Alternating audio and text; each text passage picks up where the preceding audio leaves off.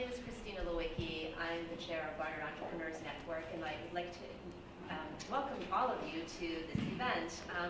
For those of you who are new to BEnet, and at every event I am thrilled to see new faces, BEnet offers alums a substantive program on entrepreneurship and an opportunity to develop relationships with alum entrepreneurs and with alums from the broader business community. The Entrepreneur Restaurateur, Breaking Culinary Ground, is BEnet's 7th event. It is the first in a series of industry-specific events we hope to bring you in the months ahead. BEnet decided to begin this industry-specific series with restaurateurs for several reasons, starting with the fact that many Barnard alums are pursuing careers in businesses related to the culinary industry. Launching and sustaining a restaurant is a very challenging business, and because we are Barnard alums, BEnet's gravitational pull is always to that which is very challenging. It is also a timely business to profile because of a recent spate of articles that have focused attention on women in the culinary profession. Just a few months ago, in November of 2013, Time magazine ran a cover article titled "The Gods of Food." The article excluded women chefs from a list of the key influencers in the food industry today. This was followed by a New York Times article in January of this year that recognized women are increasingly entering and coming up the ranks and positioning themselves to lead restaurants in the future. This article, titled "A Change in the Kitchen," featured two of our panelists, Alexandra Raij and Amanda Cohen.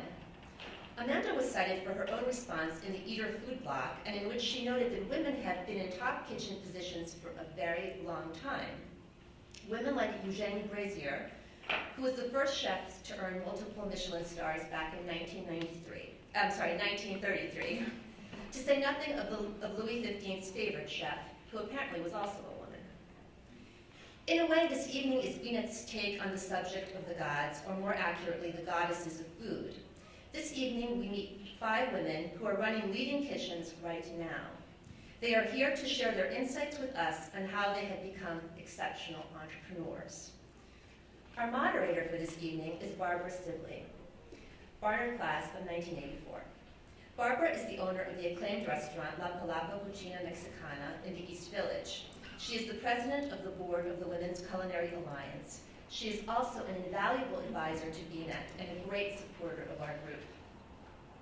Barbara has been seminal in bringing this very special group of restaurateurs together, whose very different restaurants share common traits of innovation, creativity, and growth, hallmarks of successful businesses across industries.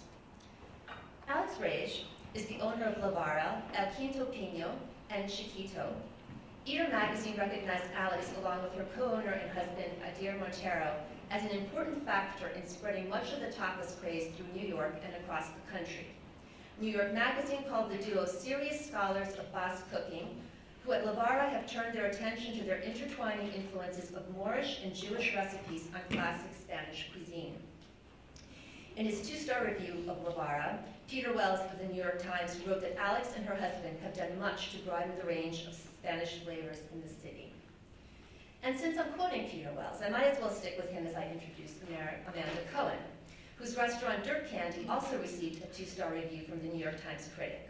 In his review, Wells wrote, "Dirt Candy takes us on a journey to another country where all the children love vegetables."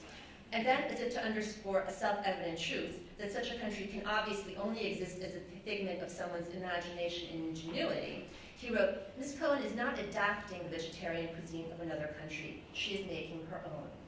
Wells noted that Dirt Candy offers vegetable cookery that is original, clever, visually arresting, and above all, a lot of fun to eat. While Amanda Cohen infuses humor into her restaurant, Rebecca Charles works wonders conjuring up the ocean breeze. Rebecca is the owner of Pearl Oyster Bar. Time Out in New York has called Rebecca a fish shack pioneer who has spawned the fish shack trend and who continues to elevate the classic, and is the undisputed doyenne of the New York meets New England chic. Bon Appetit magazine noted that the lobster roll is showing up on menus from coast to coast, but it is Rebecca Charles of New York City's Pearl Oyster Bar who claims bragging rights to the roll's newfound favor. Rebecca has won a very impressive roster of Best Of awards that reads like a menu, from her Caesar salad to her bouillabaisse to her oyster roll, and of course to her lobster roll. All three women are currently semi-finalists in the very prestigious James Beard Foundation Restaurant and Chef Awards. Francine Stephens, owner of Franny's, Bklyn Larder and Marco's, was recently featured in the January 2014 New York Times front page dining section article, 2004, The Year That Changed How We Dine. The article identified 2004 as a game-changing year for the city's restaurant scene, where a group of restaurants stepped out to do something different, refreshing, and invigorating. Franny's earned a place in this pantheon for its integrity and ingredient-driven focus, and its location, which stood for the then quirky notion that it was worth making the commute all the way from Manhattan to Brooklyn to eat excellent food. Looking back on the 10th year anniversary of these restaurants, the article declared that New York without Franny's and the rest of the class of 2004 would be a lot less fun and a lot less delicious. But clearly, the most impressive fact about Francine is that she is the daughter of a Barnard alum, Barbara Stephens, who is in the audience today. Welcome to all of you. And Barbara, let's begin. Hi, good evening. Welcome to this wonderful group of restaurateurs. I think you'll be all very excited. I have to say that already we've been having interesting discussions. I don't know if you have as well. But I would like to sort of start just because really in a restaurant, so you can get a sense of what the restaurants are like. We have a few slides. We'll show some slides, and perhaps each one of you can describe the key elements of your restaurants. You know, what you would consider makes it your brand, what makes it special from the menu or the name, special ideas that brought your inspiration and that you consider to be key elements. If we could start with Amanda. Okay. So this is my restaurant. It's actually that big. 9 tables. That's sort of what we're known for. We are probably the smallest restaurant in New York City, or definitely one of them. So that sets us apart. It is called Dirt Candy, so that would be the number 2 thing that sets us apart. It's a very strange name. For us, dirt candy means that vegetables are candy from the earth, candy from the dirt. And when we first opened, every single article talked about how it was the worst name ever for a restaurant. I was like, great, that's more publicity for me. And it made sure that nobody ever forgot it. So no matter how bad the name was, you cannot get it out of your head. Oh, that's that restaurant with that name. And then our restaurant really is all about vegetables, and that really is what sets us apart. There are tons of steak restaurants and chicken restaurants and fish restaurants, and this is the only restaurant in North America that is dedicated to vegetables. So that's sort of what makes it what it is. Do we want to go on? Yeah. What's the next slide? Yeah. Does this work? Does that look like home? I mean, it is just pretty close. Oh, okay. That's Txikito. That is the expansion, actually. In Txikito, when we opened it, it was a 34-seat restaurant in a 1960s strip mall on 9th Avenue, one of the very few strip malls in New York. And I always associate strip malls with good food because I moved to New York from the West Coast. But believe me, no one in New York associates strip malls with good food. It's on 9th Avenue, which is really close to a couple of other restaurants that I owned and started. And we loved the location. It's called Txikito. It's spelled in Basque with a TX, which is becoming more familiar to people, I think. But we were also very criticized for opening that restaurant with a name that no one could pronounce or spell. And to this day, my Spanish purveyors can never find our accounts because they're spelling it with a CH. This is 5 years in, so. But it is distinctive, and TX really does reflect how unique a language and culture the Basque culture is, and it means small, and it still is small. We always say it's like un poquito más chiquito now that we expanded it. But the food is 100% Basque, and so is the wine list. And then even for cocktails, we only have 2 cocktails, and they're cocktails that you would find in the Basque Country: rum and coke and gin and tonic. And that is pretty much it. And it is not a tapas restaurant. It is meant to cast sort of a wide net over all the ways that you could eat in the Basque Country, from a tapas bar to a grandmother's house to a culinary society called the Choco, or a fine dining restaurant. So there's dishes that kind of fall into every category. And we started out by opening multi-regional tapas restaurants, and then we wanted to get more specific. So we went from general to specific, and just trying to set a new standard for an existing cuisine, which we felt like had sort of deteriorated in New York. And now that we have access to all these amazing ingredients, it was a good time to sort of reiterate like how good these dishes could be, and that's what Txikito's about. Oh, that's a Quinto Pino, the multi-regional tapas restaurant. I didn't realize there was going to be another picture. So that one was a 400 square foot restaurant / bar, and I say restaurant because you can see all those items. That's all food, not beverage. So it has a very full menu, but it was very, very teeny. And we also had the opportunity to expand that 3 months ago into an apartment next door. So the restaurant, the entrance looks exactly like that. Nothing has changed, except for that you now walk through what used to be the existing bathroom, and you go into this kind of fresh, almost modern dining room. And you can have tapas standing up or sitting down, which is the way we do it in Spain too. That's that one. That's me. That's Oyster Bar. Interesting how all of us had one thing in common when we opened our restaurants. They were all really, really small. And might be something good for this group to talk about a little later on, because it's an important factor. I had an idea to open a seafood bar, meaning more eating at the bar than at tables. I named it after my grandmother, Pearl, who had a very strong love of the state of Maine, where my family's been visiting since 1917. I lived there myself for about 10 years and became very familiar with that. Call it cuisine now, but I wouldn't have called it that then. When I thought about opening this restaurant, my experience was mostly fine dining. So my idea was to take that sort of what's now called beach food, lobster rolls, lobsters, steamed clams, that sort of thing, and elevate it, make the dishes the way a chef would make it, rather than, some guy who decided to open a restaurant whose cooks were mostly high school kids on summer break. So I did that. I figured if I liked it, New Yorkers would like it, and that was a wise choice. So I came up with recipes for these traditional dishes, put it in a setting that was somewhat clamshacky, but again, elevated for New York, more sophisticated tastes. You won't see lobster buoys and things like that, but you will see the colors of the sea, not so much in this room, but in the original room. Sand, silver, blue. I'm sorry? Oh, there it is.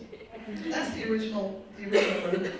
There was one table in the front window and about 20 other seats. It was brutal when we opened. It was popular right away. It's right smack in the middle of the West Village, so you'd have to have pretty bad food to have it not be popular right away. But that one table, people fought bitterly over it, and I was thrilled when we were able to expand and seat more people. So it was one of the first restaurants to serve, to have most of the eating be done at the bar, which I thought I loved to do. And I assumed everybody else would too, and that became a pretty big trend, as well as the lobster roll, which is claim to fame and the bane of my existence all at once. That's about it.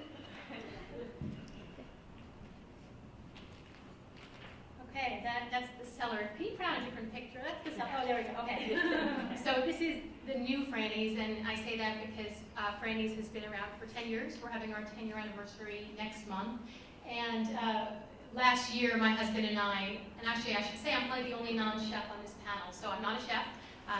historically ran the front of house, the wine program, and now I'm more of an operations manager and I run the finances of my 3 businesses. So that's my role. I'm not a chef.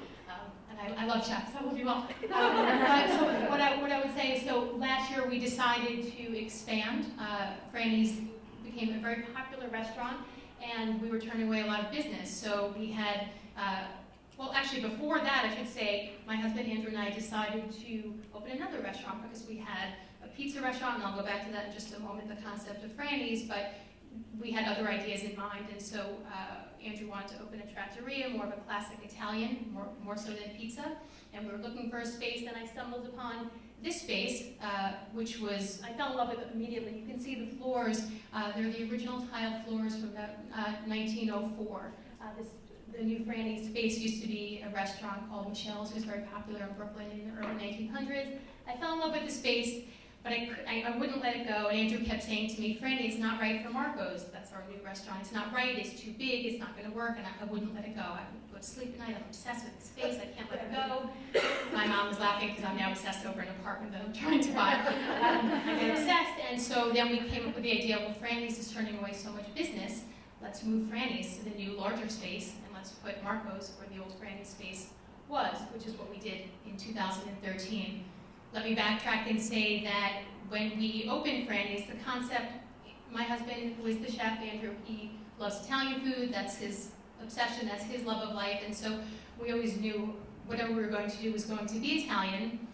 We went through multiple concepts, but at the same time, this was back in 2004, we had a lot of friends opening restaurants, and they were struggling. They were all struggling, opening kind of fine dining, high-end restaurants that were really struggling, and we wanted to make money, that we knew. Like, I want to make money, I don't want to struggle.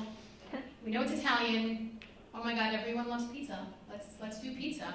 And it turned out to be really successful. That was part of the concept, A. The second part, I would say, was that at that time, none of my friends had any money, and I wanted to open a place where my friends could come and not kill themselves, and come weekly, and have our neighborhood, our community come once a week, twice a week, and so the pizza concept really worked.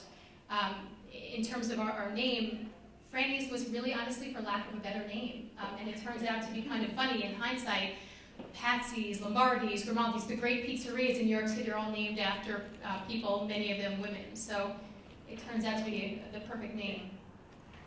So that's Franny's, and this is Marco's. So this was the original Franny's space, which had about 45 seats. The new Franny's has 100 seats, so we expanded double in our new space, but we decided to keep our concept of Marco's in the old space, and we completely got renovated it and made it kind of where my style is at in 2013. My style has changed as well as all of us. So that's Marco's.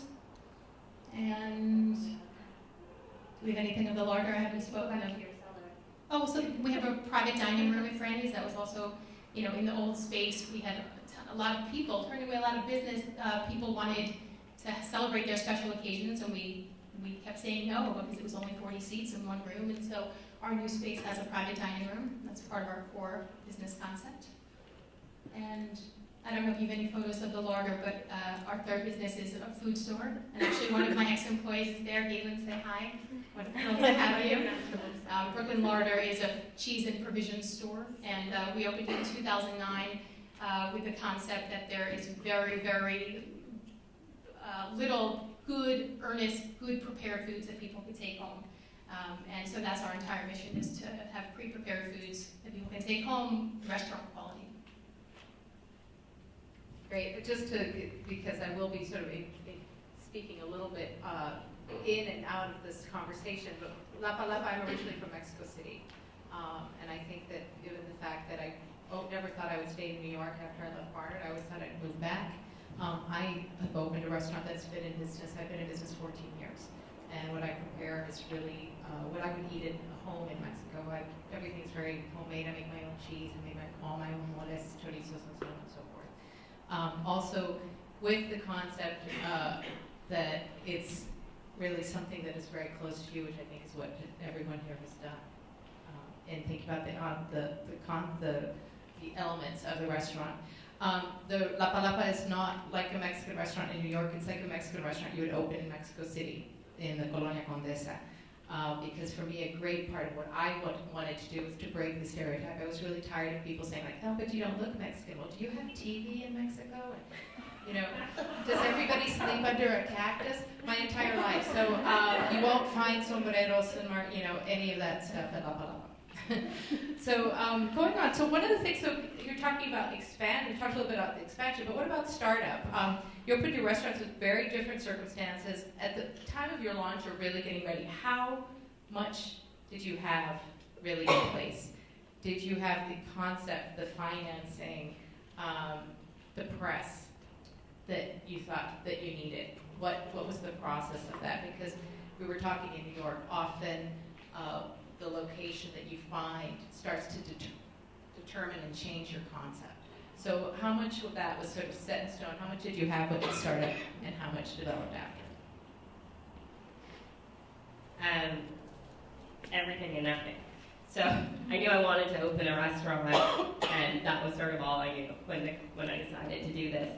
I searched for a year for a space. I had a space. I loved it. It was the perfect space.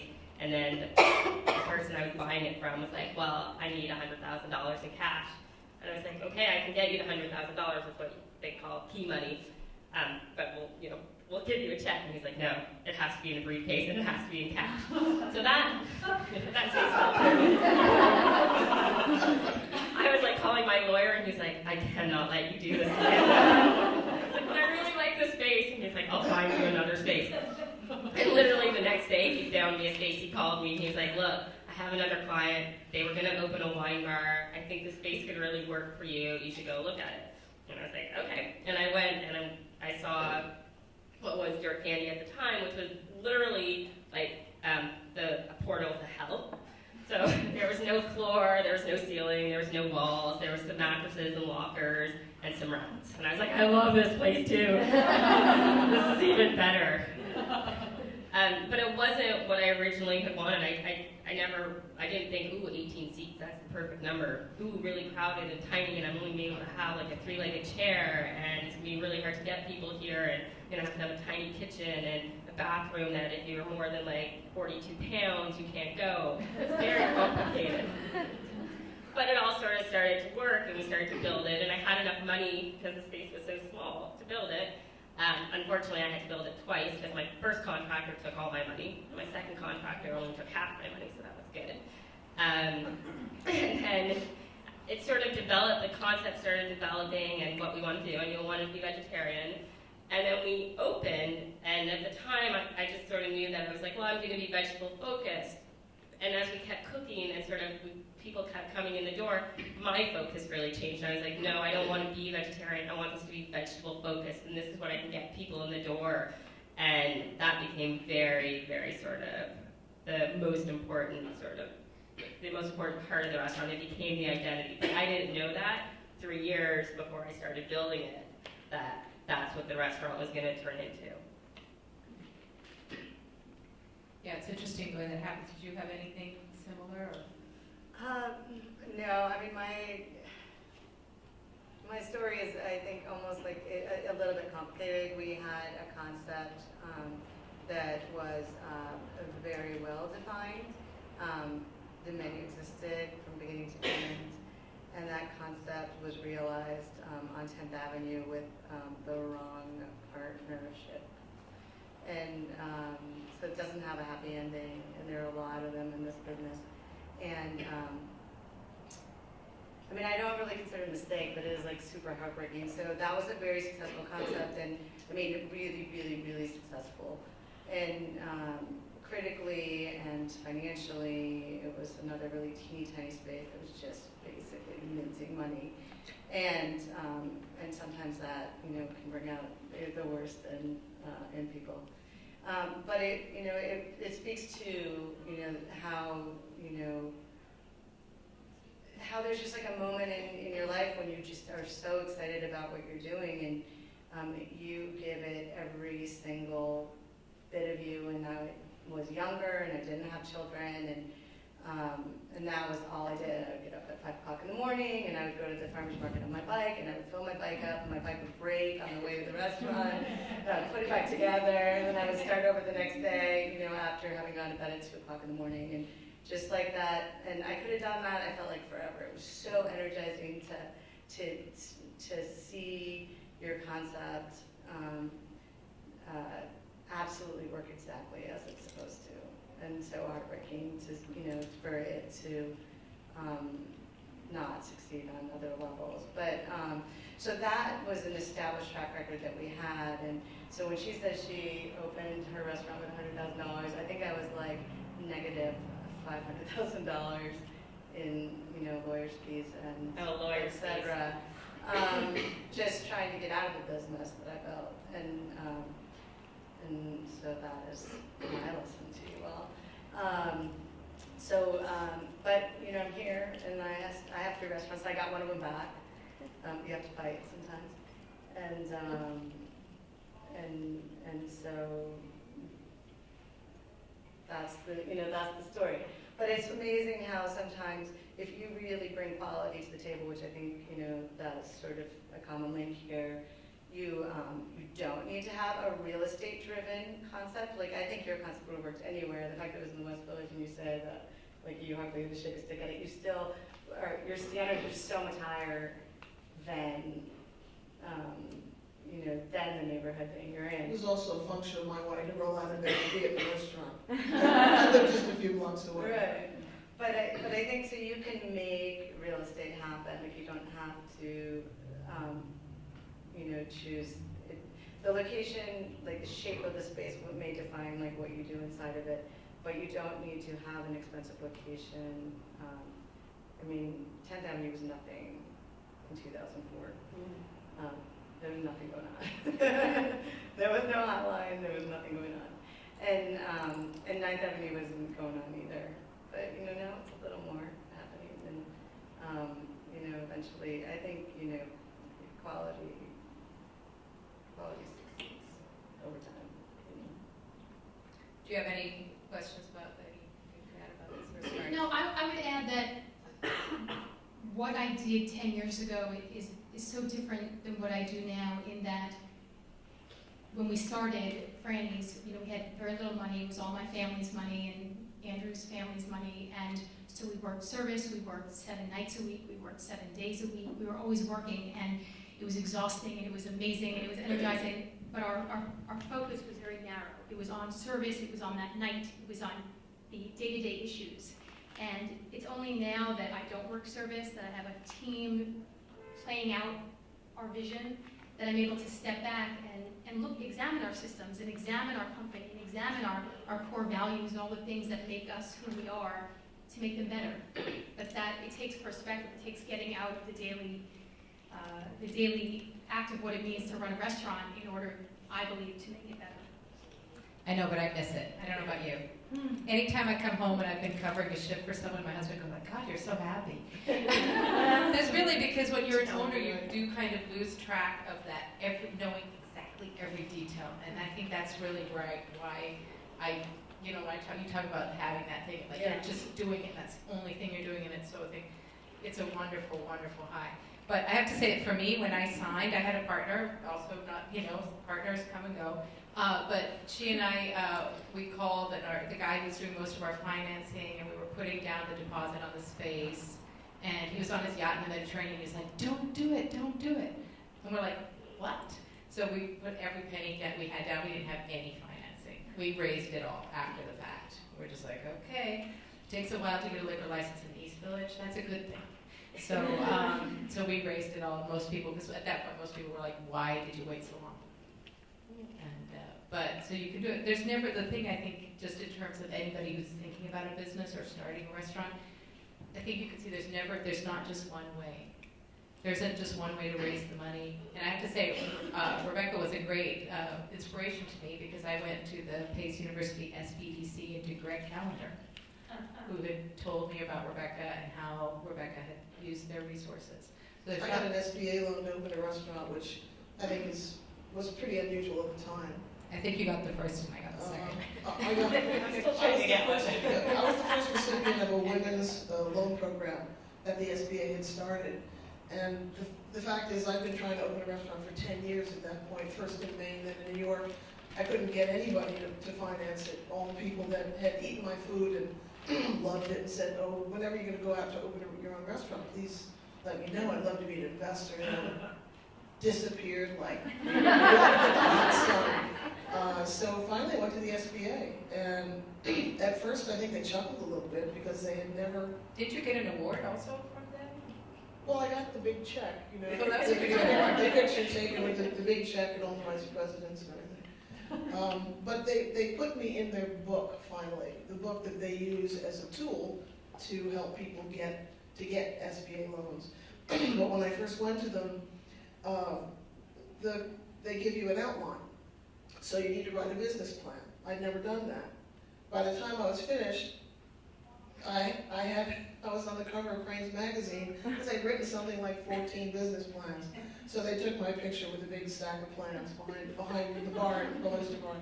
And I became pretty proficient at it because I had looked all over the village to open a restaurant. And for each location, wrote a new business plan, working with this guy, Greg Calvin. I started with one consultant. He didn't know anything about the restaurant business.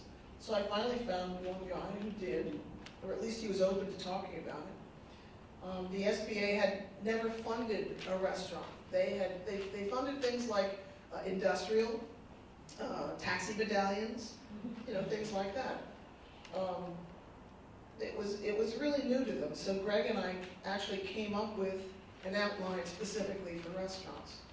And after that, I actually recommended people go to see him, and they funded their restaurants as well. So it was a complicated and long, arduous experience, but it worked out well for me, and it worked out well for the other people that came after me. And they'd come over to the restaurant and say, "Can I see your outline?" I'd give them mine. It was like a lending library for a while. The interesting thing about the SBA, no matter what business you want to open, is that they are there to help you get money. And if you can prove to them that you can come up with a business plan and a business idea that makes sense, and you have to fully explain your niche in the market, why you think it's going to work, come up with a product that you think is going to sell, that you think is needed, they will help you fund it. They'll shop it around the banks for you. They'll do all the hard lifting for you too, the heavy lifting. By that I mean profit-loss ratios and all that really complex, the complex financials that most lay people couldn't possibly do. I know I couldn't. I mean, I provided them with 3 years worth of projections for the restaurant. First year, second year, third year. Best case scenario, worst case scenario. And then I wrote the business plan, which was why I think Pearl Oyster Bar would work in this particular location. Where we are now on Cornelia Street was a restaurant row. There were 4 or 5 other restaurants. Why would Pearl work there? Because there was no seafood restaurant. There was one American regional, but no seafood. Because it was a restaurant row, I felt that Pearl, in its early days, baby steps, there'd be overflow from other restaurants where perhaps people couldn't get in. It was a very visible street. But I had to go into statistics about the neighborhood, about the kind of people that lived there, how much money they made. I mean, when you go to a bank, and this was ultimately for banks to look at, you have to come up with some pretty solid information. You can't wander in there and say, "I think I want to open a restaurant." That's just not the way it goes. I want to add something to that because I think what is amazing, and I don't know if this is specific to our industry or not, but I often call my contemporaries, other restaurateurs, for advice, for questions, or are they going through something similar? And people are very giving with their information. A big piece of advice I would offer is find a mentor. I have a mentor. This gentleman is from the Union Square Hospitality Group. When I have a true business decision to make, I often call him, and he's very giving with his information. And it's super helpful in my process. Yeah, I think that's definitely true. As I said, even though I didn't know Rebecca, I ended up with Greg Calendar. He had said that, hey, not only can you open a restaurant, you can actually pay your loan back.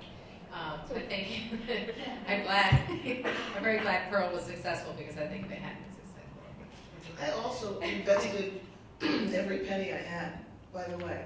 So, I think I got the doors open, this was in 1997, with $112,000, half of which I had spent my whole working life saving. And they were very happy to see that I was willing to do that. Yeah. Made the banks much more interested in getting involved when they saw that I was putting everything on the line for it. So.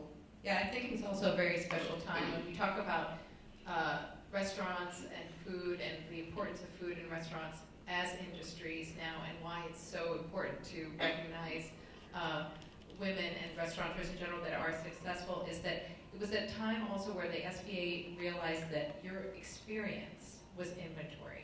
Because prior to that, they always, as Rebecca says, would back things with a tangible inventory. In restaurants, you don't have a tangible inventory. You're running a factory 24/7 where your product is perishable and you have instant customer feedback. So and it changes every single day. One of the things about change is talking about changing with competition. I would say it's very hard with a restaurant because if you're trying to stay, even if you're trying to stay consistent, or if you're trying to expand and experiment, it's a little bit like a sand dune, that it looks the same, but it's moved grain by grain 5 miles down the beach.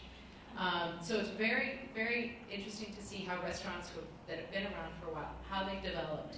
So how do you stay, one, fresh?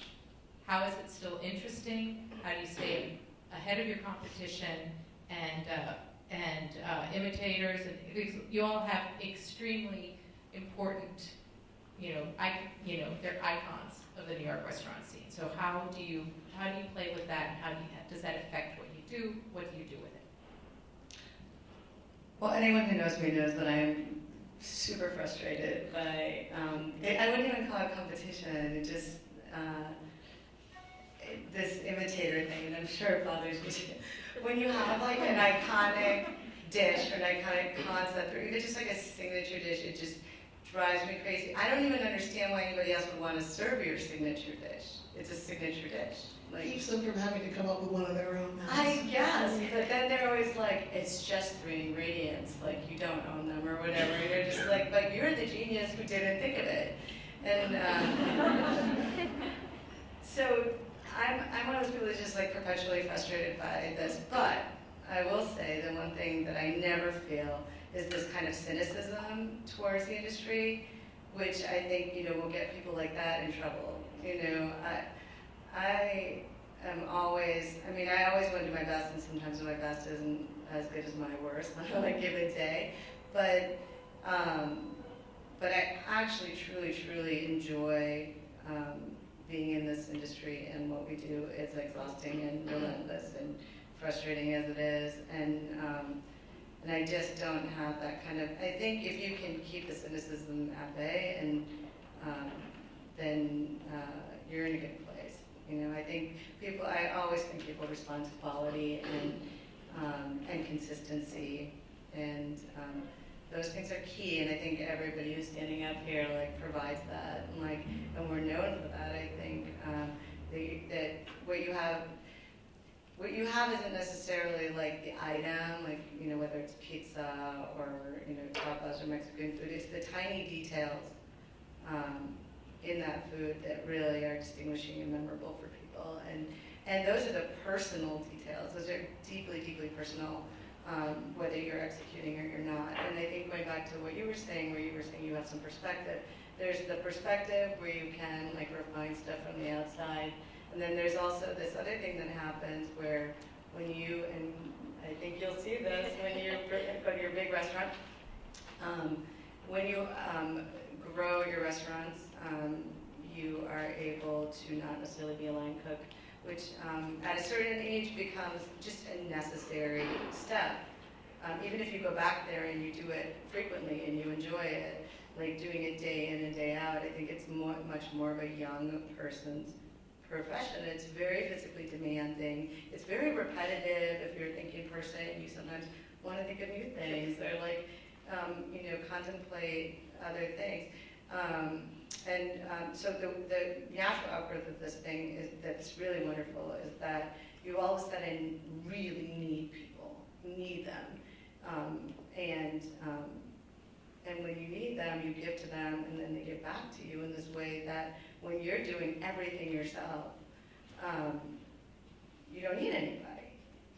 And so it's a really interesting transition when you stop doing everything for yourself.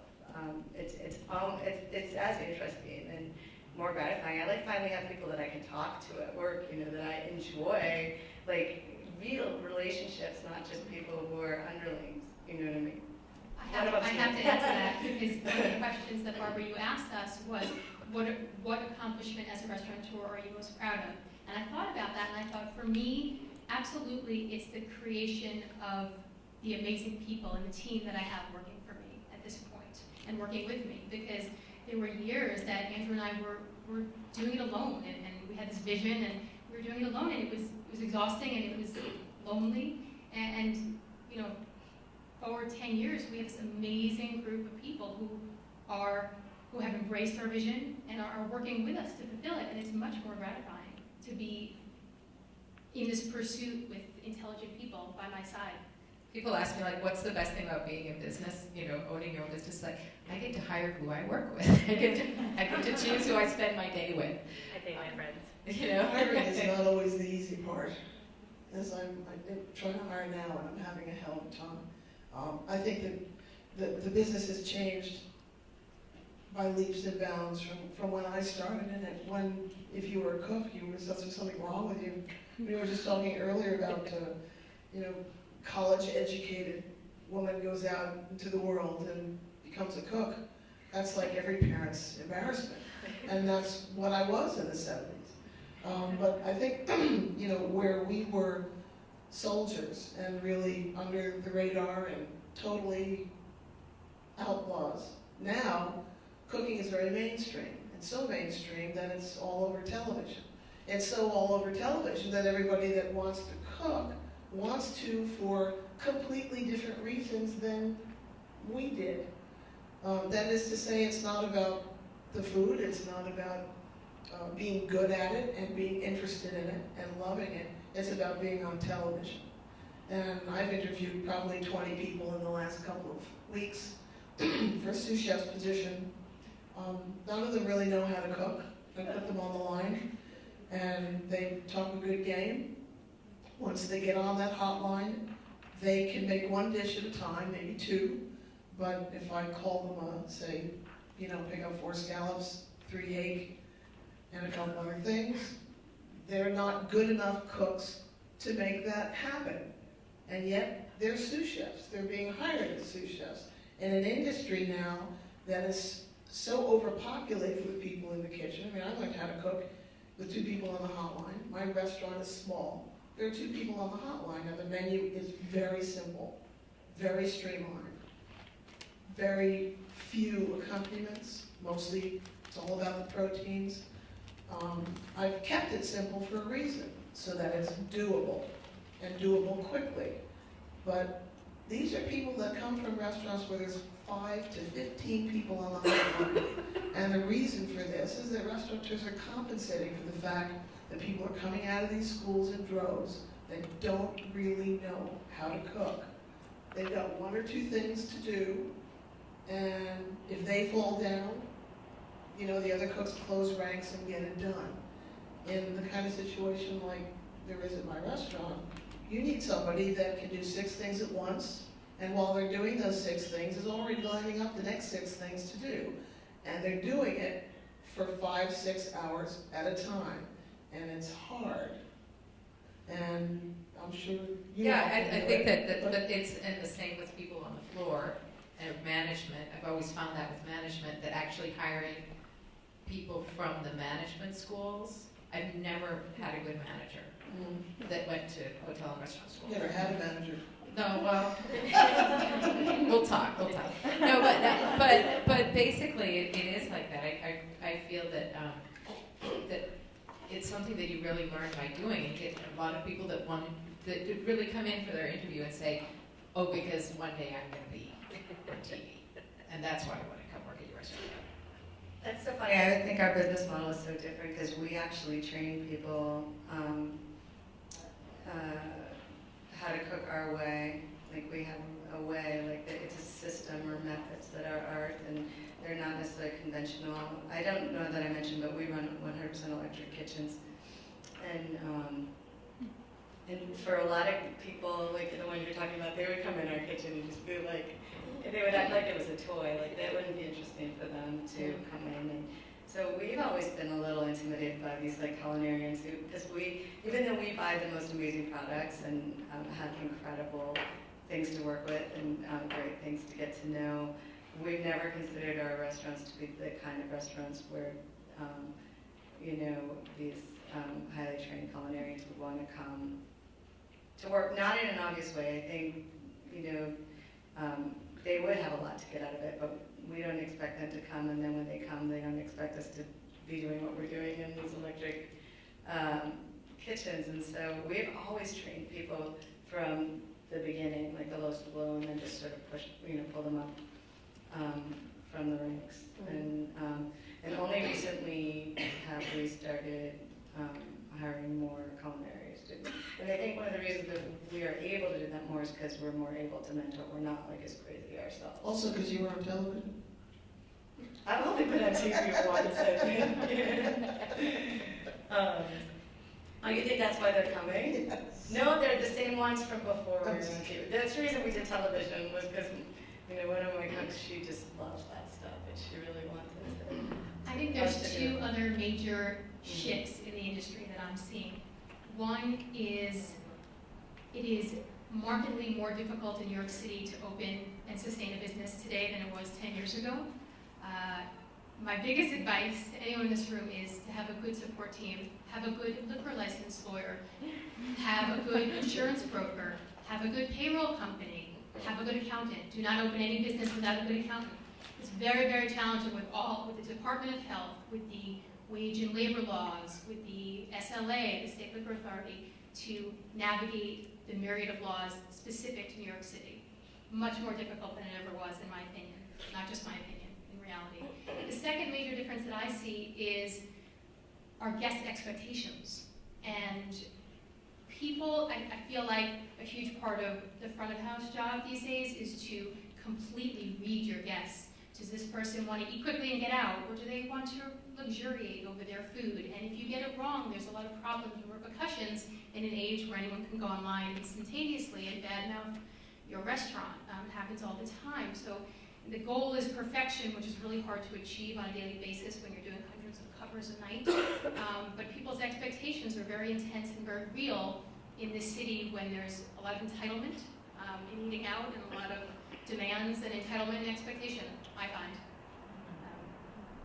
And I think one thing that makes our restaurant different, and I'm sure your restaurants, is on the flip side, there's a lot of lovely people who go out to dinner and appreciate a real, gracious, hospitable environment where you go into a restaurant and it's not pretentious and you are welcomed and acknowledged and recognized, and your server or your staff person is helpful and intelligent. And I try very hard to achieve that because in a lot of places I would add something to the third thing is there are so many restaurants now, and 10 years ago, 16 years ago, there weren't that many good restaurants.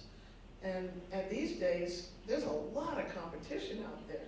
I mean, in my neighborhood alone, there used to be 4 or 5 good restaurants in the West Village. Now there's 15 to 20.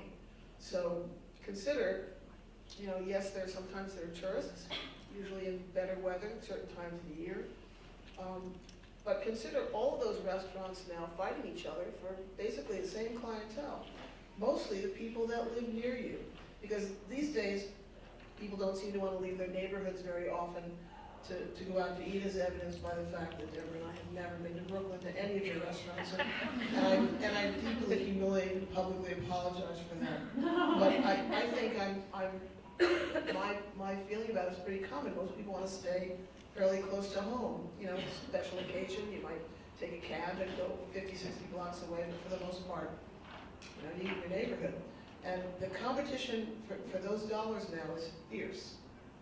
And at times like this past winter, it's made a huge difference. I think that's one big difference this year is that there's just so many restaurants. There's definitely so many restaurants, and also the landlords and the rents are are extreme. Even if you're looking for something like you guys did, colonizing, either going places where either there wasn't a seafood restaurant, where the concept wasn't there. I see that in my neighborhood definitely. We have a lot of neighborhood people in terms of what I do for competition. I have words on my menu that no one had seen in New York, and now we're on every single Mexican restaurant's menu. I have a chalupa, which is completely not traditional, but you will see that same chalupa just about everywhere. You can't be upset. You just have to keep going, and you have to keep improving. Better than everybody You have to else. make sure yours is better. You also have to not resist that temptation to well, then I'm going to innovate myself, because the most important thing is people feel good where they come to a place that knows what it is, whatever that may be. I think to me that's the biggest advice. It's like if you walk in and you go, this is exactly, they know they're good, they're comfortable in their skin, your guests feel great. But so I have a whole huge menu that I can't touch. People talk about, I have one untouchable. It's like my menu is untouchable. If I take something off, I get Yelp hate. I haven't been there in 5 years, and she took that tamale off. Really, that's literally what happened. That's really But I'm just like, just call me and I'll make it for you. I do that all the time. And then I have to keep myself fresh, and for the people who have been coming for years and years and want something, I have to always be doing a lot of specials. Do you do a lot of specials as well? Yeah. In fact, that's how we became known, kind of. It was like we had this core menu, and then we had this blackboard filled with specials. And that was a novelty in 2004. Now it's not so much. But we have this thing of untouchables too, and it becomes an issue because then all of a sudden the specials become untouchable, and the specials don't feel that special anymore because you can't take them off. So now for the first time in 5 years, we are moving a lot of the specials onto the menu at Txikito, moving stuff out that do you ever have those things on your menu where you don't think they're a great expression of the restaurant, but they're so popular you feel like you can't touch them? Take them off and it And drives you I crazy. finally just dispensed with that. I was like, I'm taking this off because if they only order one thing and they order this, I will be. When we first opened, Andrew was on the line, and we had a meatball pizza, for example, and he would sit there and have to roll every meatball himself during the day. And at one point he said, I'm done. I'm never making a meatball pizza again. Done. People freaked out, and he took it off and would anger people all the time because he's like, I don't want to make it. I said, now that he's not on the line, we have untouchables. Part of that. It's hard to get good meatballs. It is. It is. It's something that You'll have to come to Brooklyn. Italians won't eat meatballs out. If you have Italian friends, you know this. They won't eat meatballs out. They'll only eat their mother's or their grandmother's meatballs. So it's a testament to your meatballs. We have one dish, it's a dessert, it's a popcorn pudding. I happen to hate it. I've never liked it. I didn't like it from day one. It's the one dish I didn't make on the menu. When we opened, I had a pastry chef. She was a really good friend. Now we're not friends anymore. She doesn't work at the restaurant. But it's the one thing that stayed on the menu, and people love it. And I looked at this, we constantly change the desserts, and I'm always trying to get this one off. And everybody's like, no, that's what everybody loves, even if they hate the rest of the restaurant. They're always like, the dessert was really good. Love the popcorn pudding. It's stuck there forever. I can't get rid of it. And to me, it breaks my heart because it's the one thing that I didn't make. Well, I love the new restaurant. A whole new look of things to hate. It's tough to have a menu like that. My entire menu is that, untouchables. And people close to me are occasionally saying, you really should put something new on. And I occasionally will have specials, but then there's only 2 cooks, so with all the stuff that they're doing, how much more can you heap on them? You can't really. You always have to take something out of the equation to put something new in. So but people come back and back and back to the same things. It's boring for the cooks, but customers love it. Well, it's because, there's something I feel like people ask me as a chef, I'm sure you have that too, but I have some other questions, but just to keep with this a little bit, people come to the restaurant, they ask you, what should I eat? I'm almost like, what did you come to eat? And that's what you should have. Someone says, I always have the enchiladas, but should I have one of these specials? Like, no, if you came all the way from wherever to eat an enchilada, you should have what you were craving. But in terms of that, I did really avoid your popcorn pudding. There are things that I did not put on my menu. And people are like, well, why don't you put that? They're not Mexican. Why don't you put not Mexican? It's there's certain things that I did, and I would have to talk to every single table. Now, New Yorkers are familiar enough with Mexican food that for me, it's really liberating because I don't have to explain every single Right. thing, and I don't have to hold myself back as much. And I'm sure that, you know, you're seeing that too. You can be more playful. So, get rid of the When somebody asks me, what should I have for dinner? I'm always like, I don't know. What did you have for lunch? Look at the menu. And then we get bad Yelp reviews. That server was surly. One thing that we did that reminds me of what you were just talking about is because we were trying to set a new standard for Spanish cuisine, we didn't want to make any of the dishes that people associated with existing Spanish restaurants. So there was no gambas al ajillo, there was no paella, there were no rice dishes. And that was hugely important. It was, and to this day, I mean, I think we actually have a rice dish on now, I don't know, but it's at arroz caldo, so it's not like in the same style.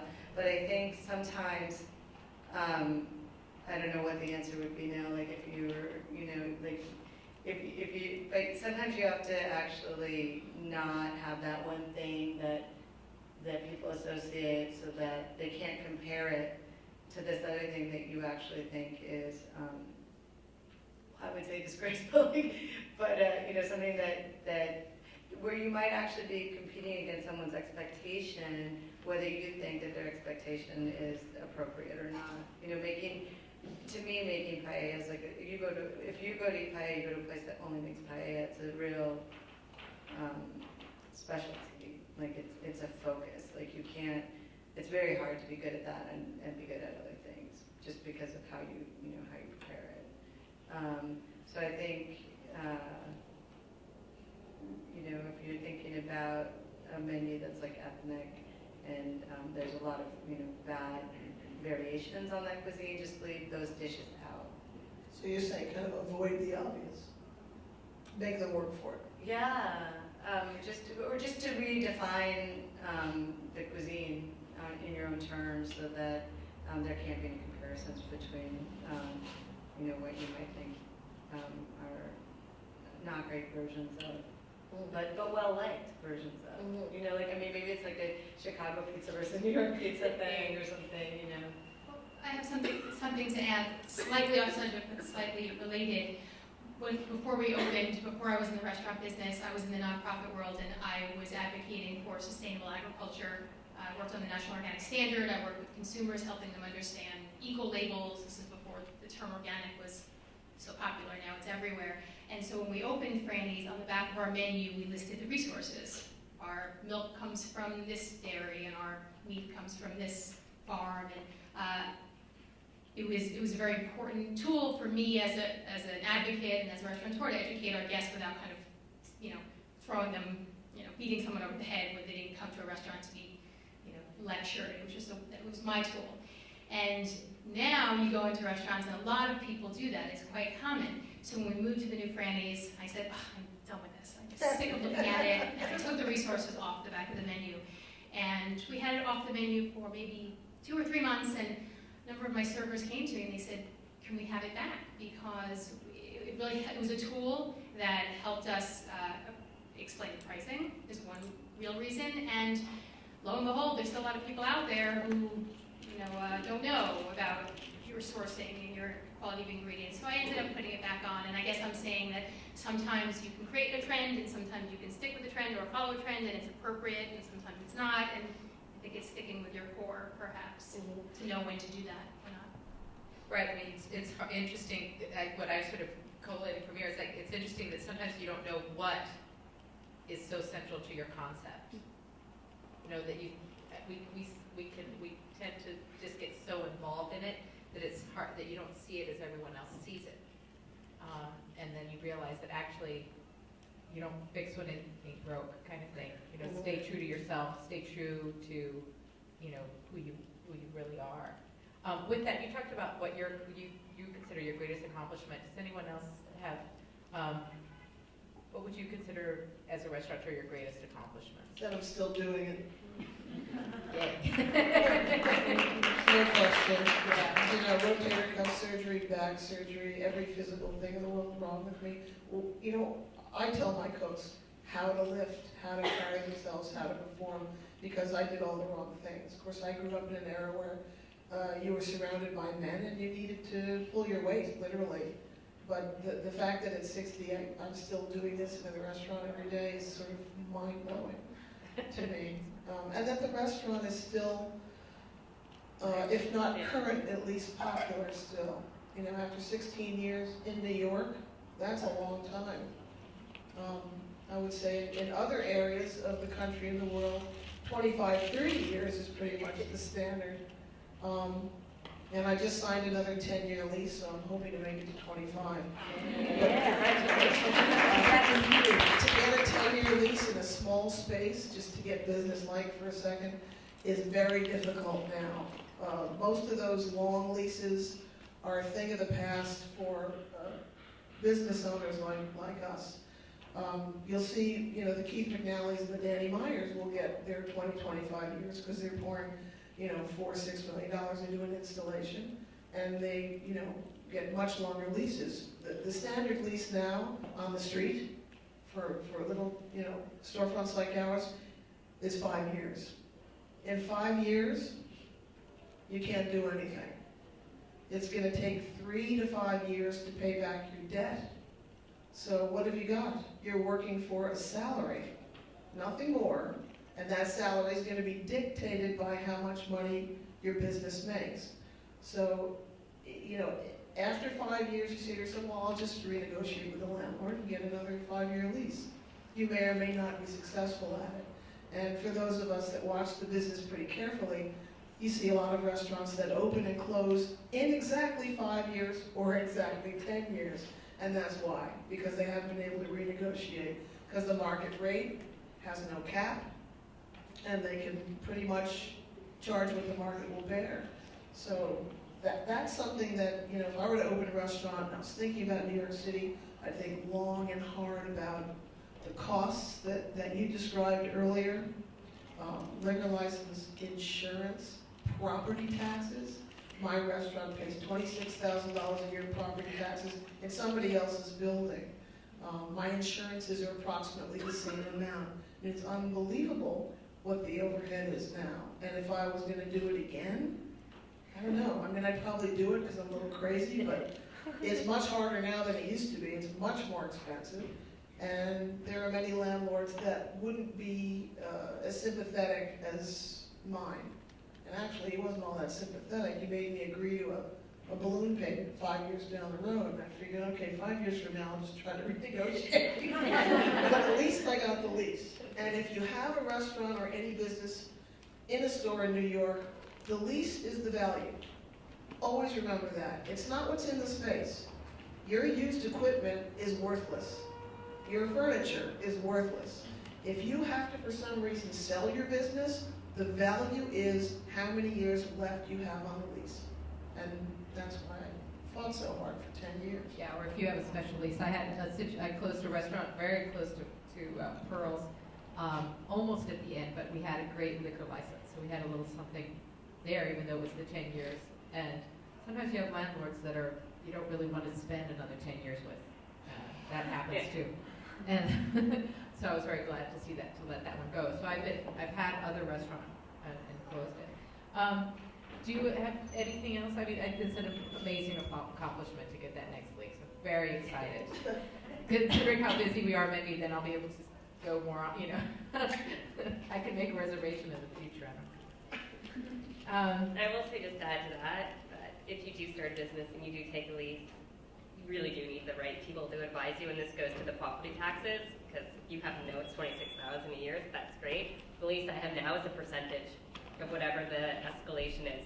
So we've gotten it for the new lease. We've gotten it way down, but we spent 6 months fighting over what the percentage can be, because the way the real estate taxes work, you pay a percentage of whatever your landlord owes, and it can go up to whatever. So this year Goes up every year. Goes up every year. It could be $1,000 this year. It could be $50,000 next year.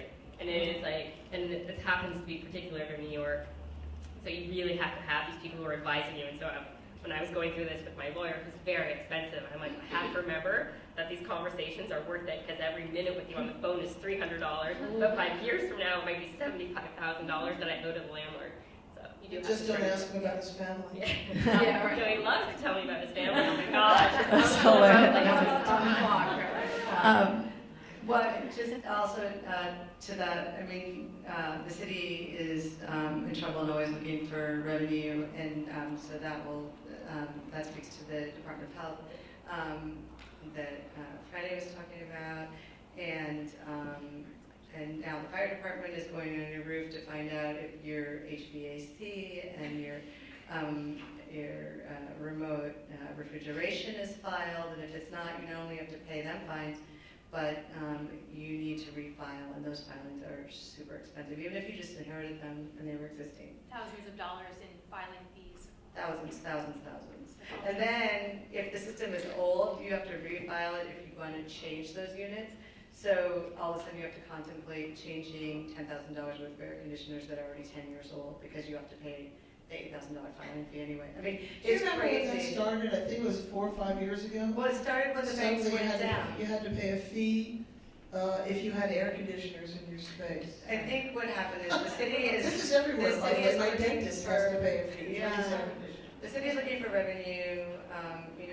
The banks are taking losses for the next 10 years or however long, and I think they're looking for it, and businesses are thriving. So the good news is restaurants, to some degree, have been thriving and employing lots of people. But the bad news is that they are looking for opportunities to get revenue, and they're going to put a lot of businesses out of business. It's getting They to a really are, point where because it's it's, really, really onerous. Yeah, it's is this working? I think we're almost close to the end, Okay. so. This is very important because it's very, very practical, and I think as New Yorkers also, we don't realize. If you want to talk a little bit about your days, then just in terms of, I think it'd be interesting, since we're talking sort of in general about that the restaurant business is very demanding. Maybe a quick snapshot of what a day in the life, a quick day in the life, and then we'll go from there just as you can think about if there's anything that we would tell people to avoid. I think we're touching on that already in terms of being really, really informed of the additional expenses that go into opening a restaurant, that it's not just your startup, that there are expenses in terms of fees and filings and buildings department, fire department, everyone has a different set of roles as well. So do you want to just give us a quick snapshot of your days? Yes, that's a quick snapshot. I wake up at 7. I usually get to work at around 10 a.m. The first half of my day is doing all the paperwork from the night before and answering this long list of emails I have. Start, unstart, start, unstart.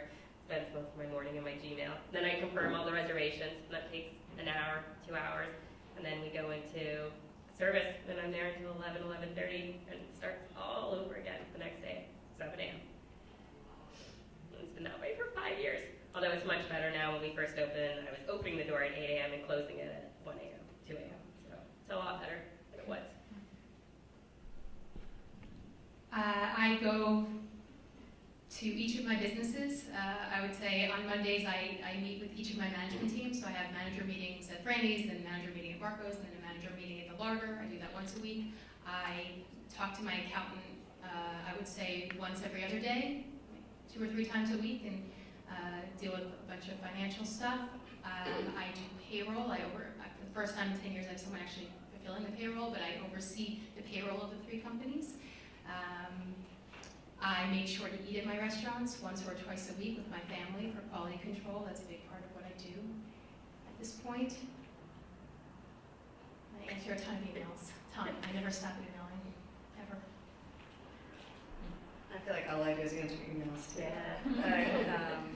It's amazing, lately I've been cooking some new things, and it's actually kind of a thrill to be touching food, because believe it or not, sometimes days will go by. I used to always make one thing every day. It would be that one project that I would take on, aside from service, when I worked a lot of service. But ever since we opened La Vara, I felt for the first 11 months, it was cooking, and then ever since those 11 months, I've done less cooking than ever, both at home and at the restaurant.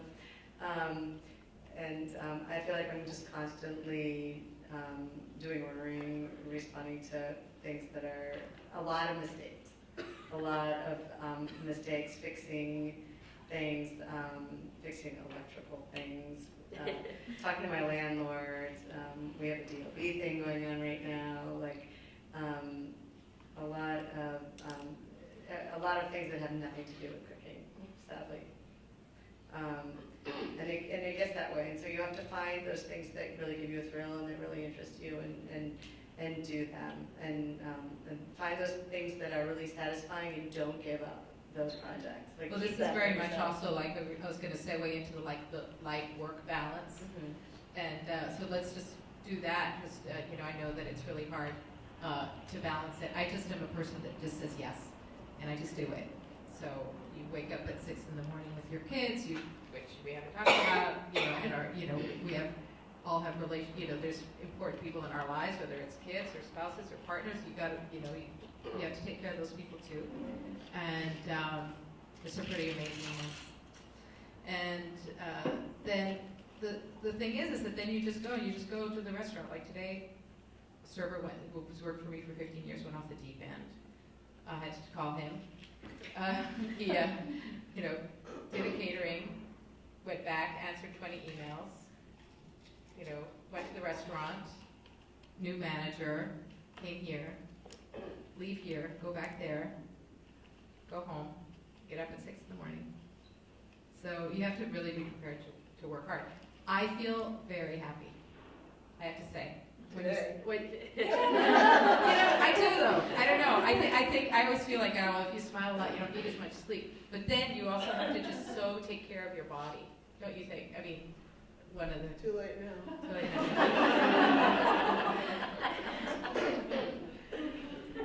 Find a way to take care of yourself. So it is that balance. Like, where do you find it? You open a restaurant because you love to cook and you're good at it, and you want to share that with people, and you want to be your own boss. Something about being your own boss is very attractive to everybody these days. I think it's a shame, really, because most people aren't great at being their own bosses. People open businesses that have no business doing it. It's hard, it's a lot of juggling, and you miss out on a lot. I mean, some of these women have kids. Wow, that's amazing to me. I couldn't possibly, that restaurant takes up all of my time, and before that, other restaurants did. It's unbelievably time consuming, particularly when you're no longer the active chef, you're the plumber, the electrician, and the troubleshooter, which is what I do. I troubleshoot, that's what I do all day long, and it's not fun. The only time I eat in my restaurants is when I'm looking at the food and trying to make sure that it's all right. So I'm eating bites in the kitchen. I would never sit in my own restaurant and eat. No offense, but we only have 55 seats, and every one of them is a paying customer. The only time I've sat down in my restaurants with my mom, who's no longer with us, occasionally come to the restaurant, I'd sit and eat with her. I would urge you to try it. It's almost like a psychiatrist being in therapy. It's very important to see the other side. And when I sit down and I get served and I have the experience, I see things that I see what's not done, so, and it drives me nuts. Well, I do too. I'm not saying it's always a great experience sitting in my own restaurant. It's many things. It's complicated, it's frustrating, it's beautiful, it's a multitude of feelings and experiences, but it's informative, if nothing else. Yeah. I always wind up getting up and getting somebody a napkin and seeing that this isn't right, and that's We'll do it. What I do is I sit with my back to the floor. So I'm just having my own experience. I do it, and they know if my back's to the floor, I'm eating, I'm dining. And I want to have an experience. I want to be with other people that are eating there. And to see how they're, especially with Mexican food, it's like you always have to think, okay, they're getting the ordering right, or there's a lot of bits that have to be taken care of. I don't do it as much as I used to, but I'm always so happy when I'm the one that got the food that wasn't cooked right, and I can go right back to the kitchen and go, I'm so glad it was me, because this has to be fixed. I hate it, because I always think if it happened to me, yes, that's great, but it's happening to others. I know, but what if it hadn't happened to you and then you just didn't know? There's always something that's going to be wrong or not good enough, and that's kind of the point in a way. Your standards have to be so high because there are so many compromises in what we do. And so I think that's like the distinguishing thing. Like, you know, one of the reasons that it's so hard for you, it would be so hard for you to eat in a restaurant, the way it's hard for anyone to eat in their own restaurant is because it's just filled with disappointments. But I will tell you on that one time that everything is just nailed, it's such a remarkable, you finally see what everybody else sees, you know what I mean? And it's not even about you, like, because it's not about like the perfection of a flavor if you're a cook or the perfection of, you know, service or it's more than the sum of its parts. It's and the it's whole so great. enchilada. That's a great idea. But keep in mind, you get farther and farther away from the thing that you really love doing. And the reason you got into it to begin with. I can't remember the last time I actually made food in my restaurant. That gets kind of sad. And I think if I ever did open another restaurant, I'd probably design my own station where I could actually control and see what's going on in the dining room, but also be able to get my hands on the food. Look at Bobby Flay. Right. Well, yeah. I think that when we're talking about entrepreneurs, I think this is something that's common to any entrepreneur. You have an incredible idea. You open a business. It's extremely exciting. It really being your own boss is wonderful. A restaurant has so many different moving parts. I mean, if you're interested in finance, if you're interested in cooking, if you're interested in human, if you're interested in mentoring, you know, how many people have we seen find their dreams through our restaurants, go to school? I mean, you see people thriving. Anna, who's worked at both of our restaurants. That's true. And I just see her now, like she just had a poem published. I mean, this is like something that doesn't have anything to do with the restaurant. You have so many interesting things. It can be so political, whether it's sustainability or workers' rights or just knowing exactly how the city runs can be fascinating. When you know that the Department of Health is the second highest revenue center for the city after parking tickets. So if you wonder how the city's being run, there you go. And so, but it's fascinating. It's different. You have to love it because it's different every day, right? When we talk about the day, like say today, you can only talk about one day. Every day is different. There's no routine.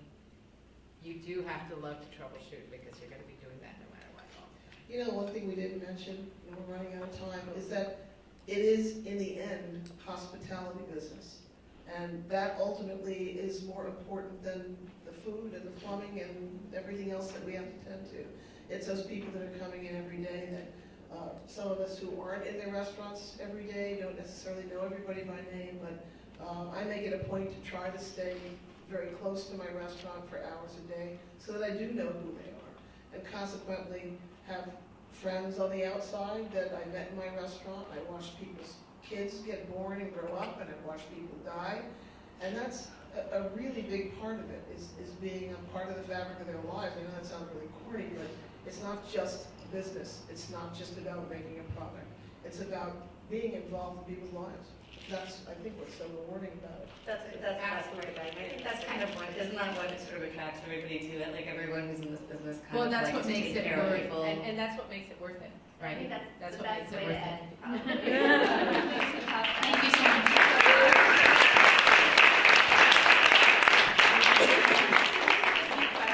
So if anybody has any questions, they'd like to ask the panelists?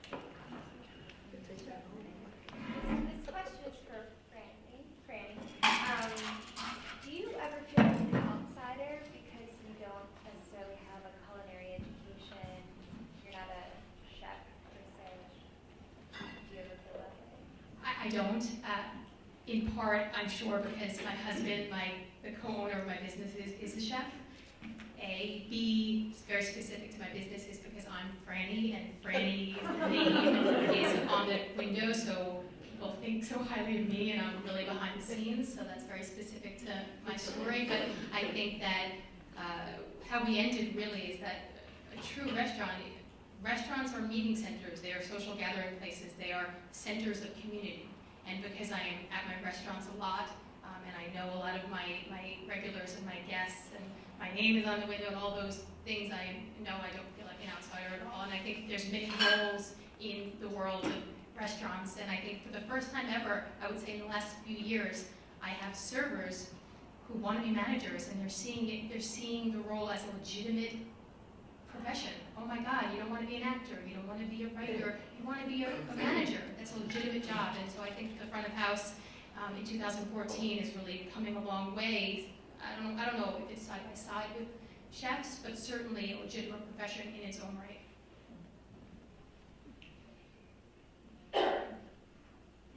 So I kind of want to piggyback off of that question. I am a front house manager, and I'm often wondering how when people start up a restaurant, how they reconcile their knowledge of either the back of house or the front of house, and how they kind of make a vision for either side of that.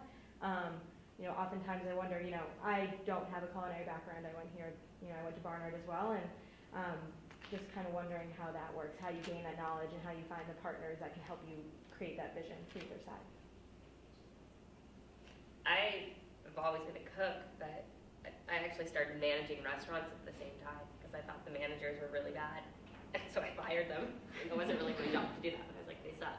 So I started learning it that way, and then when we opened Dirt Candy, I didn't know I was going to be so front of house, but because it's so small, I ended up being the server too at the same time. And sort of my vision for what Dirt Candy was always going to be was that you were coming to eat in my dining room at my house, and you could see the kitchen, and we'd come out and serve you, and so that really started to form the idea of how that worked. I think for most people, you partner up with somebody really, and you explain they explain their vision to you, or you explain your vision to them, and you find that balance. And often it doesn't work out the first time, and then you know more what to ask for the second time.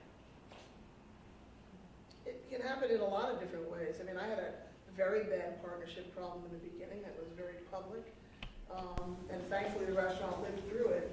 It was a financial blow, but I think these days, typically, people find each other in working environments, and you'll find, somebody's in management, somebody's a sous chef, and they're both kind of thinking along the same lines. The next thing you know, they've partnered up, and BEnet opens. It's that kind of thing. So, I'd suggest if it's something that you're interested in doing down the road, that you work for a really good company, and where there are other people. You'll find like-minded people in those environments. Sometimes it's just desperation, as it was in my case, and hence the really bad partnership. I wanted to get a restaurant open so badly, I took a very ill-advised step and gave somebody a piece of my business, and that was a big mistake. I was overly generous. Time for probably one more question. Stay around these networking afterwards. I just have a question about if you guys could all take a moment to address the work-life balance, because I feel like that. I know Alex, you are married, you have 2 children. I know Franny, you mentioned you're working with your husband in your restaurant. You guys could just touch on if is that difficult? Is there that balance hard to maintain? I also have 2 children. They're 6 and 7, and it definitely, because I'm married to the person who I have children with, and we own businesses together, there's no split between my professional and personal life. It's all one thing. It's work from the second we wake up to the second we go to sleep. And so for me, especially the older my children get, it's super important for me to have some part of my day that's exclusive to my children. Less so with Andrew, because it doesn't happen. But when they come home from school, that I'm not on the computer, that I'm not emailing for however long it is, so that I can feel that I'm present. That's really important to me, and has helped me maintain happiness. Really. Do you guys ever close your restaurants? Do you have closed days? You close on holidays, anything like that? No, I envy you tremendously every time. Oh. Every month that you get a couple days. No, I only close Thanksgiving Day and Christmas Day, and it's the only time, 2 days of my life that my brain turns off. And you're open 7 days a week? 7 days, lunch. We 12 to 12 or lunch. So we close a couple of holidays a year, and we've tried to give people blocks of time when the holidays sort of coincide in the right way. But we found also that everything will be operating totally smoothly, and also we're close when we come back, everything's perfect. It's just it's unbelievable how inertia, even in a restaurant. So we were just I feel like we're never closing It's again. a good thing. And so now we try to get people time off when it's not that Do you get time off?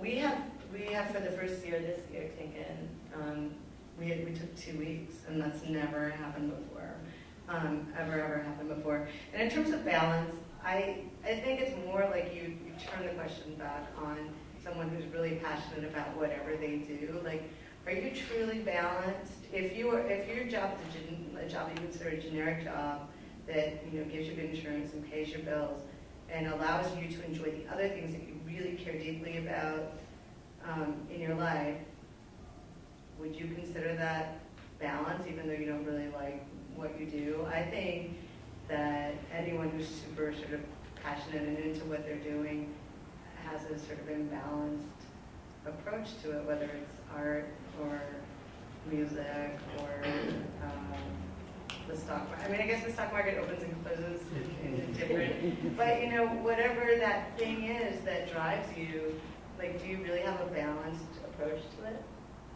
I think we seek balance, I think, because there are innocent people who have nothing to do with the choices that you make,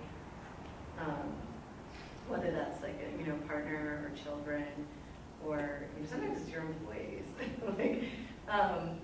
But I think most people are. I don't think about balance as that thing.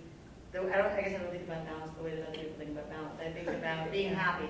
I think that one of the things that it is a sort of generational thing. I think being in Barnard, it's sort of particularly relevant in that there are a lot of people in my generation that did not find balance. It was like all or nothing kind of thing. I am an older mom. I'm very happy to be an older mom.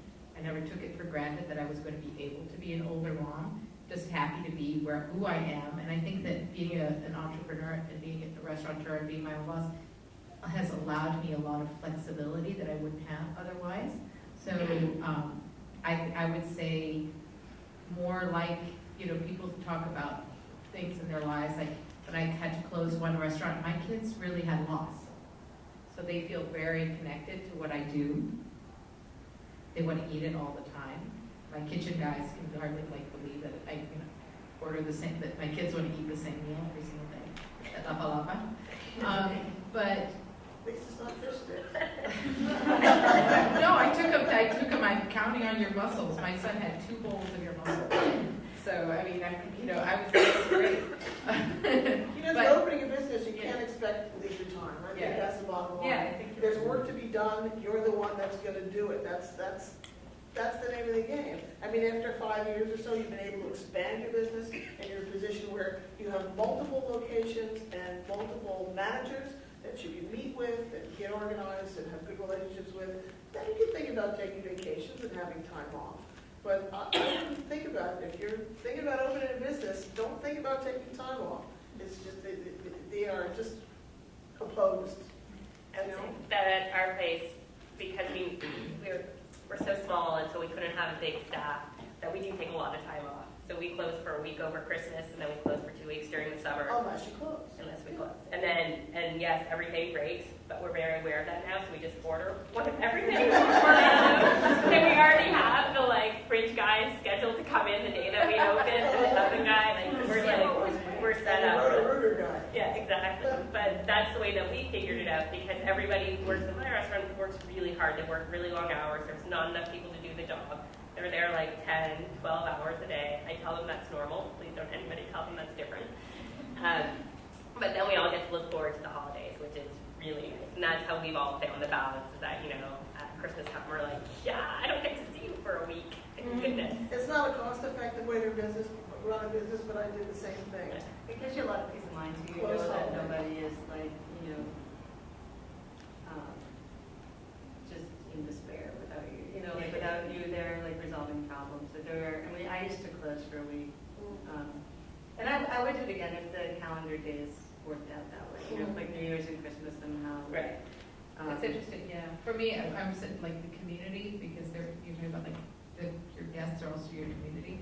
Once again, if I close, there's a lot of people that's where it's village. That's where they are all the time. It's like a weird thing. There's always been that kind of community service, providing a service to the community, but I think they also need to know that restaurants are run by people. We get tired, and we have families. You know, so I do think that closing on holidays, while it's not a very cost-effective, it does allow everybody to see their families all at the same time. It's kind of a slightly more humane way to run the business, and it becomes your built-in way to take time off without feeling guilty or worrying about what's going on. And we pay them. I pay them close. So that helps out too, you know, like it works. And also it's one of those funny things, people will call us and be like, what do you mean you're not open on Mother's Day? Like, I don't know, I'm going to spend